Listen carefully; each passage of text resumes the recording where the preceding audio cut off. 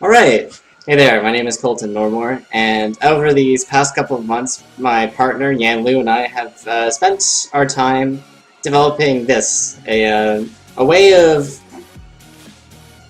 controlling the web browser, controlling Google Chrome just by holding up your hand and moving around your fingers.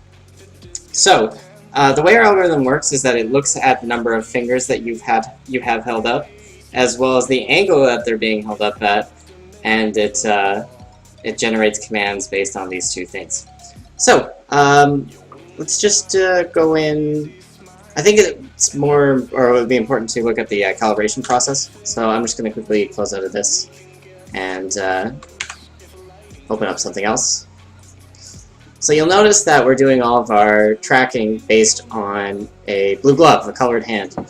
And the reason for this is that tracking human skin, or doing thresholding based on human skin, is hard. It is a very, very stupid process, and it's quite often what happens is that it'll, like even though human skin, it's possible to know the color ranges of human skin, it doesn't always detect it properly. So right now in the background there would be a ton of things that would throw off our detection. So instead, to bypass all that crap, we decided to make the user wear a blue glove. Ideally this would be fixed, but for now it works okay. So we use these sliders to try to figure out the color ranges of this blue glove in this particular lighting situation.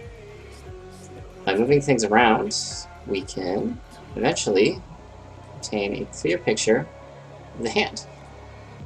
It's pretty neat, I guess. And once we have this picture of the hand, we're able to do some processing on it. And this is where the fun begins.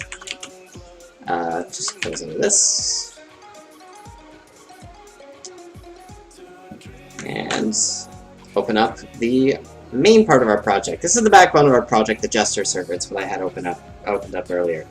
So this part of the project is what actually runs our machine vision code, as well as hosts a WebSocket server. And it's these WebSockets that we use to communicate with our Google Chrome extension. And this Google Chrome extension is able to do a couple of things. Maybe we'll just show it off right now.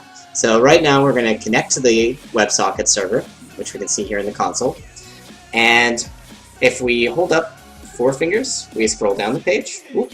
3 fingers is go back a page.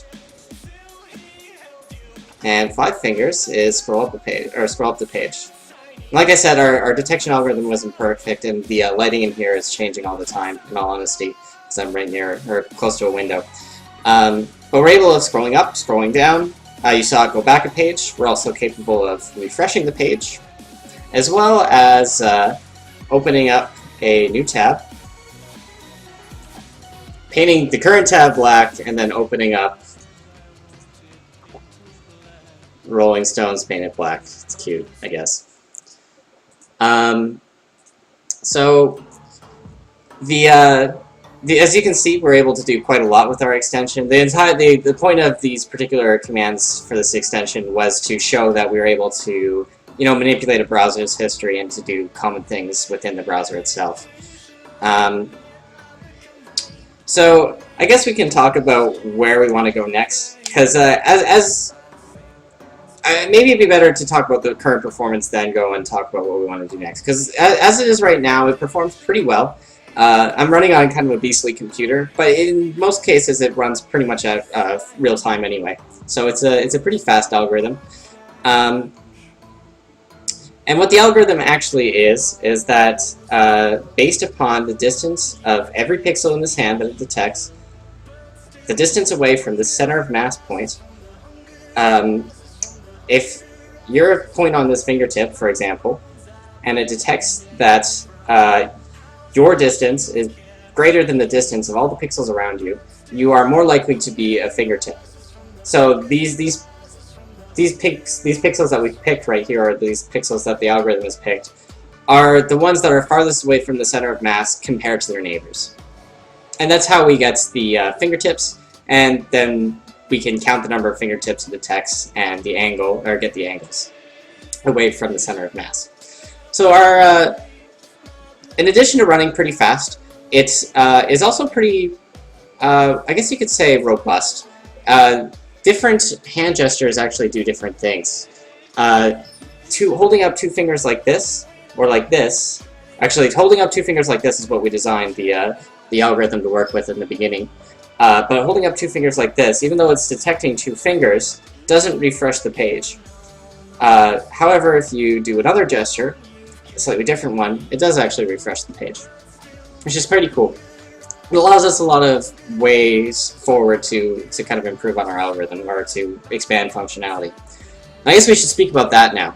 So what we want to do in the future is to, I guess you can break it down into a couple of things. First, we'd like for the user to be able to just get rid of the glove. There were a couple of projects of students doing similar things in which they did other thresholding methods or other ways of separating the hand out from the background. And I'd like to have a shot at trying to incorporate one of those into our algorithm.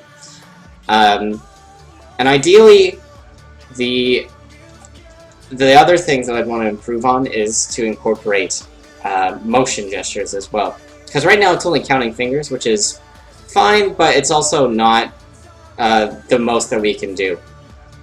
Because what we can do is that based on the center of mass, its relative position in the screen, we can generate commands that are more natural. Scrolling around the page or refreshing the page would be more natural if you could do a particular gesture like this instead of just trying to hold up two fingers. So those two things are the biggest improvements I think that we want to make to our machine vision algorithm. And the only other improvement that we'd like to make is expanding the functionality of the web browser, or the web extension rather. But other than that, which is quite a lot, but as it is right now, our algorithm works pretty well, and I hate to say it, but I am actually quite impressed with how it works. It's really cool seeing it come together. So that's it. I hope you've enjoyed this, and if you want to look at our code, we have it all up on GitHub, which is why I've been showing off GitHub. I'll put the links around, and if you can see it, these are the links here. But like I said, I'll probably put links in comments or whatever. That's it. Thank you all very much.